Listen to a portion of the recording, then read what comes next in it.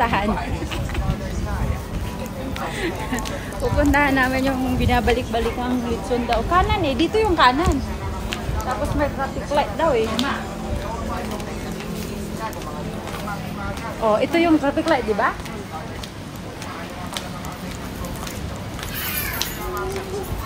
Oh, ito daw yung kanan.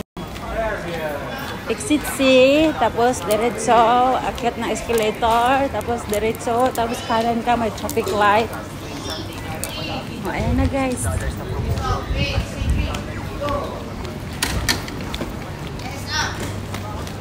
Tsura dito guys.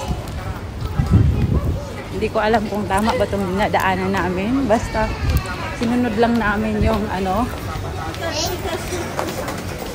yung instruction ni Huilito.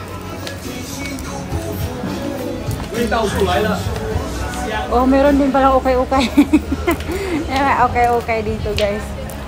May mga panties, mga fruits.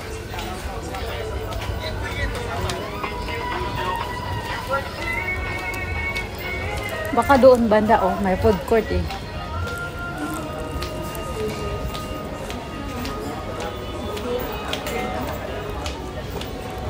Baka dito. Saan? Anong pangalan nun? Rose. Ito lang naman ang kainan dito eh.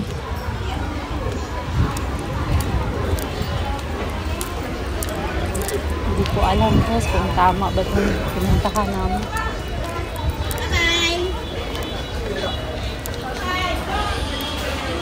Wala naman to, iba naman.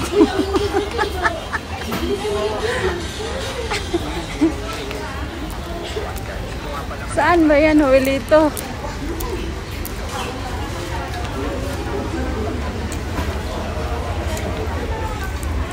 Ay, nako guys, hindi namin mahanap. Teka lang.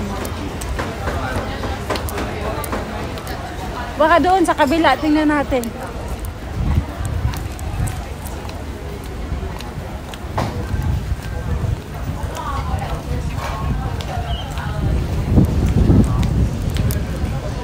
Wala bang ibang food court dito?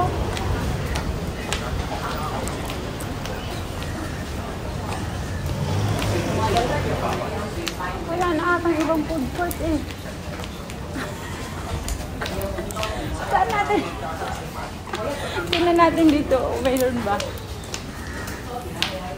Hindi namin mahanap guys. So, ano ba yan?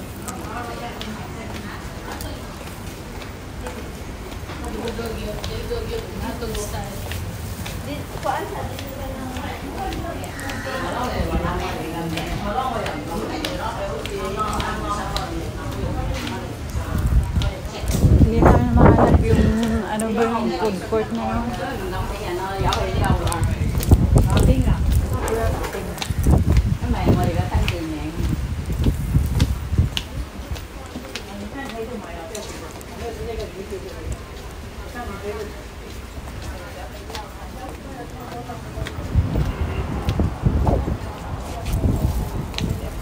Meron kaya doon? Sa kanilang mga social media account. $7 na yung regular price ng kanilang dalawang klase ng ulam, unlimited rice at may kasama pang pangkumagas. Drinks and tea nga lang pala at $6. Dito sa ako nga pala si Huilito. Trabaho nila lang. Pinunta ko na. Sir Huilito, saan ba yun? Hindi namin mahanap. Saan ba yung famous ano na kainan na yan?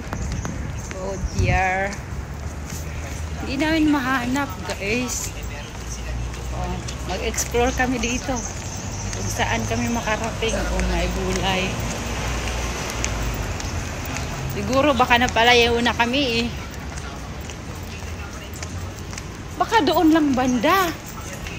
Doon. Parang wala namang food court doon eh. Diretso daw eh, diretso.